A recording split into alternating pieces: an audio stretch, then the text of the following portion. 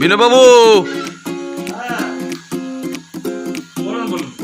আচ্ছা একটা প্রশ্ন ছিল জানার। এটা হচ্ছে যে গেটে প্রাইভেট নাম্বার কখন প্রয়োজন হয়? স্টেশন মাস্টার যখন গাড়ি আসার খবর দেন তখন প্রাইভেট নাম্বার আদান প্রদান করা হয়। আবার গেট ওপেন করার সময় কিছু গেটেও প্রাইভেট নাম্বার প্রয়োজন হয়। আচ্ছা আচ্ছা, আরেকটা প্রশ্ন ছিল, যেটা হচ্ছে যে গেট ওপেনের সময় কি সব গেটের প্রাইভেট নাম্বার প্রয়োজন হয়?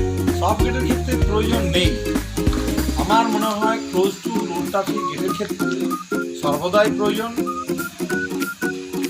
সিগন্যাল নেই এরকম ওপেন গেট, সেখানেও প্রাইভেট নাম্বার প্রয়োজন।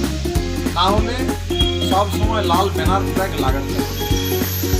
আবার সিগন্যাল গেটের ক্ষেত্রে প্রয়োজন নেই, গেট ওপেন হলেই সিগন্যাল ডেঞ্জার বা রেড অবস্থায় থাকবে।